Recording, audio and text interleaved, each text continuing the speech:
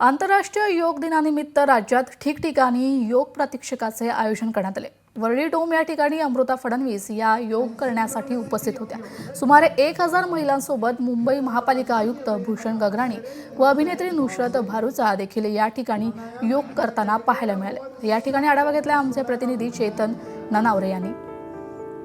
आंतरराष्ट्रीय योग दिनानिमित्त आज भारतातच नव्हे तर जगभरामध्ये योग दिन साजरा केला जात आहे आणि आपण आहोत मुंबईतल्या वरळी डोम या ठिकाणी। आज पुण्यामध्ये खुद्द मुख्यमंत्री देवेंद्र फडणवीस वारकऱ्यांसोबत योगा करताना पाहायला मिळाले होते, तर दुसरीकडे वरळी डोम मध्ये मुख्यमंत्र्यांची पत्नी अमृता फडणवीस या ठिकाणी 1000 महिलांसोबत आता योग प्रत्यक्षित करताना पाहायला मिळत आहेत। त्यांच्यासोबत बाजूलाच अभिनेत्री भरूचा सुद्धा आहेत, बाजूला मुंबई महानगरपालिकेचे आयुक्त भूषण गगराणी हे सुद्धा योग प्रात्यक्षिक करत आहेत। थोड्या वेळापूर्वीच या ठिकाणी अभिनेते अर्जुन कपूर यांनीही योगासनं करत आपला सहभाग या प्रात्यक्षिकांमध्ये नोंदवलेला होता।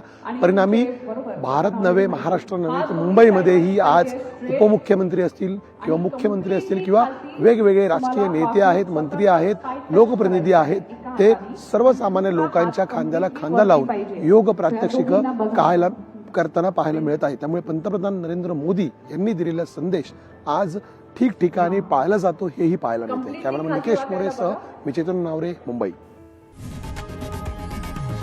लोकशाही मराठी ऐका, पहा, जागरूक रहा।